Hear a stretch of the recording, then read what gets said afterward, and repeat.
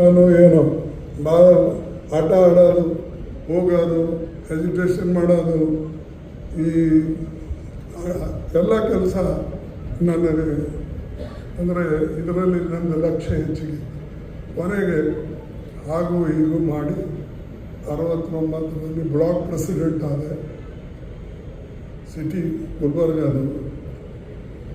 Congress president ಆದೆ.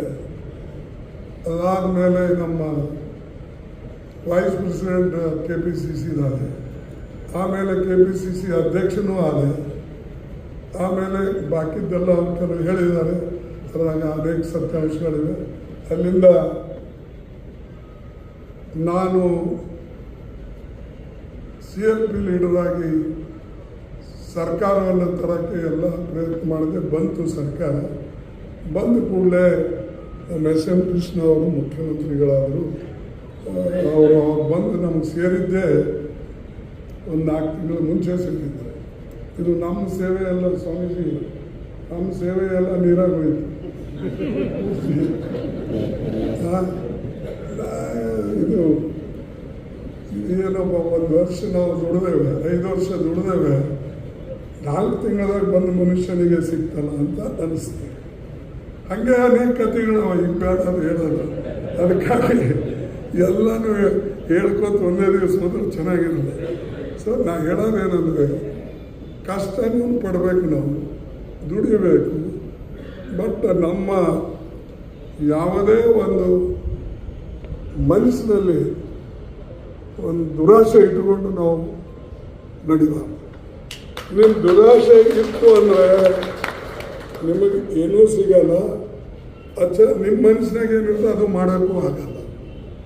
ಅದಕ್ಕಾಗಿ ನಾನು ಇವೆಲ್ಲ ನಡೆದ ದಾರಿಗಳು ಬಂದು ಬ್ಲಾಕ್ ಪ್ರೆಸಿಡೆಂಟ್ನಿಂದ AICC ಪ್ರೆಸಿಡೆಂಟ್ ಆಗಿದ್ದೀನಿ. ಇದು ಏನಿದಕ್ಕೂ ನಾನು ಬೆನ್ನತ್ತೇನು ಹೋಗಲಿಲ್ಲ. ಅವಾಗೂ PCC ಪ್ರೆಸಿಡೆಂಟ್ ಆಗಾಗಿ ಏನು ಹೋಗಲಿಲ್ಲ. ಆಮೇಲೆ ನಿಮ್ಮ ಇದು ಅಪೋಸಿಷನ್ ಲೀಡರ್ ಲೋಕಸಭೆಯಲ್ಲಿ, ಅಪೋಸಿಷನ್ ಲೀಡರ್ ಈಗ ರಾಜ್ಯಸಭೆಯಲ್ಲಿ, ಇವೆಲ್ಲನೂ ಕೂಡ ನಮ್ಮ ಪ್ರಯತ್ನದ ಫಲ ಹೊರತಾಗಿ ಅದರ ಹಿಂದೆ ಹೋಗಿ ನಾವೆಂದೂ ಕೂಡ ಕೇಳಲಿಲ್ಲ. ನೀವು ಹಿಂದೆ ಬಿದ್ದಷ್ಟು ಏನಾಗ್ತದಂದರೆ, ಈ ಕುದುರೆ ಅವು ಯಾವುದೋ ನೀರು ಇಲ್ಲಿ ನೀರು ಸಿಗ್ತದೆ ಅಂತೇಳಿ ಹೆಂಗೆ ನೋಡ್ತದಲ್ಲ, ನೀಡಿಕೆ ಆದ್ರೆ ನಮ್ಮ ಪ್ರಾಣಿಗಳು, ಹಾಗೆ ಅದು ಮುಂದೆ ಮುಂದೆ ಯಾವುದದು ಹೇಳ್ತಾರಲ್ಲ, ಝಳಕಿ ಮಿರಾಕಿ, ರೈಟ್, ಆ ರೀತಿಯಾಗಿ ಆಗ್ತದೆ.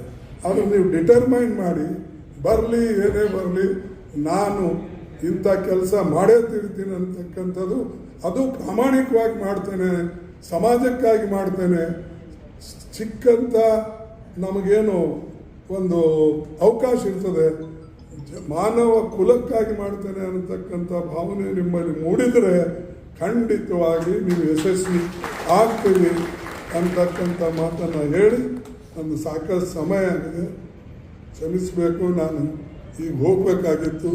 ನನ್ನ ಕತೆ ಹೇಳೋದ್ರಲ್ಲೇ ಇಲ್ಲಿ ಮತ್ತೆ 10 ನಿಮಿಷ ಹೋಯ್ತು.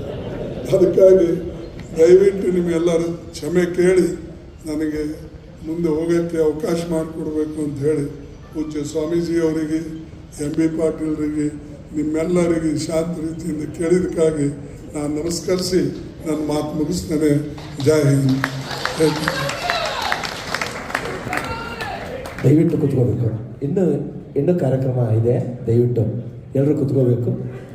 ಶಿಕ್ಷಣ, ವೈದ್ಯಕೀಯ, ಸಾಹಿತ್ಯ ಮತ್ತು ಜನಪರ ಸೇವೆಗೆ BLD ಸಂಸ್ಥೆ ನೀಡಿದ ಕೊಡುಗೆಯನ್ನು ತುಂಬು ಮನಸ್ಸಿನಿಂದ ಸ್ಮರಿಸಿದ ಹಾಗೂ ದಿವಂಗತ BM ಪಾಟೀಲ್ರನ್ನು, ಡಾಕ್ಟರ್ MB ಪಾಟೀಲ್ರನ್ನು ಅವರ ಕೊಡುಗೆಯನ್ನು ಸ್ಮರಿಸಿದ ಮಲ್ಲಿಕಾರ್ಜುನ್ ಖರ್ಗೆ ಸಾಹೇಬರಿಗೆ ತುಂಬ ಧನ್ಯವಾದಗಳು. ಈಗ ವಿಶೇಷ ಸನ್ಮಾನ ನಮ್ಮ BLD ಸಂಸ್ಥೆಯ ಹೆಮ್ಮೆಯ ವೈದ್ಯರಾಗಿರ್ತಕ್ಕಂಥ ಡಾಕ್ಟರ್ ರವಿ ಗಟ್ನಟ್ಟಿ ಅವರು ದಯವಿಟ್ಟು ವೇದಿಕೆ ಮೇಲೆ ಆಗಮಿಸಬೇಕು.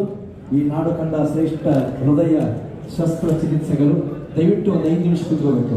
ನಾನು ವಿನಂತಿ ಮಾಡ್ತಾ ಇದ್ದೇನೆ.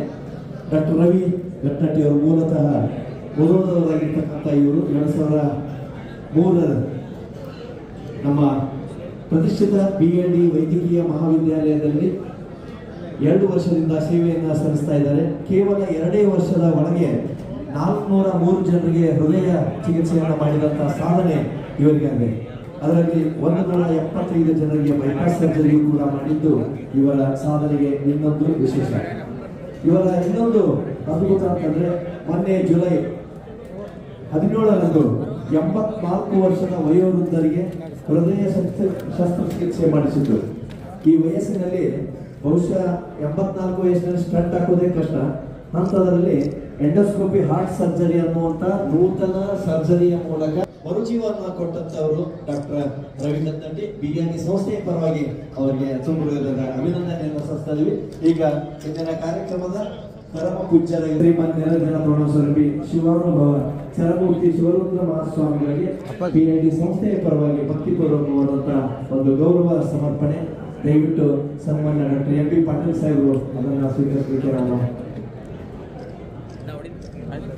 ಪರಮ ಪೂಜ್ಯರಿಗೆ ಭಕ್ತಿಪೂರ್ವಕವಾಗಿ ನಮ್ಮ BLD ಸಂಸ್ಥೆಯ ಸ್ಮರಣಿಕೆಯನ್ನ ನೀಡಲಿಕ್ಕೆ ಅವರನ್ನ ವಿನಂತಿಸ್ತಾ ಇದ್ದೇನೆ. ಜೊತೆಗೆ ಹಿರಿಯ ಕಲಾವಿದ ಕಡೆಮನಿಯವರ ಕಲಾಕೃತಿಯನ್ನು ಕೂಡ ಡಾಕ್ಟರ್ MP ಪಾಟೀಲ್ ಸಾಹೇಬರು ಮಲ್ಲಿಕಾರ್ಜುನ್ ಖರ್ಗೆ ಸಾಹೇಬರಿಗೆ BLD ಸಂಸ್ಥೆಯ ಪರವಾಗಿ ಗೌರವ ಸಮರ್ಪಣೆಯನ್ನು ಮಾಡಲಿಕ್ಕೆ ನಾನು ವಿನಂತಿಸ್ತಾ ಇದ್ದೇನೆ. ಸಂಸ್ಥೆಯ ಸ್ಮರಣಿಕೆ ಹಾಗೂ ಕಲಾಕೃತಿಯನ್ನು ನೀಡುವುದರ ಮೂಲಕ ಹಿರಿಯ ಇದೇ ಸಂದರ್ಭದಲ್ಲಿ ಕಾರ್ಯಕ್ರಮಕ್ಕೆ ಆಗಮಿಸಿದ ಪರಮ ಪೂಜ್ಯ ಹೋಗೋಣ ಬಿಡ ತೆರೆಕತಿ ಅವ್ರು ಹೋಗ್ಲಿ ಪಟ್ಟಣ ಕರ್ಕೊಂಡ್ಬರ್ರಿ ಅಂತ ಅವ್ರು ಹೋಗಕ್ಕಿಂತ ಮುಂಚೆ ನಾವು ಕೆಳಗೆ ಹೋಗ್ಬಿಡ್ತೀವಿ.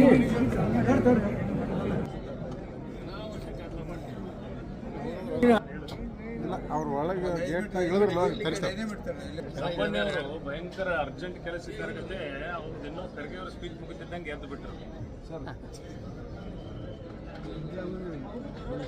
ಹಾ ಬರೋಡಕ್ಕೆ ಬಂದ್ರೆ ಮತ್ತೆ ಎಲ್ಲಿ ಹೊಂಟ್ರಿ ಅಷ್ಟು ಬೇಗ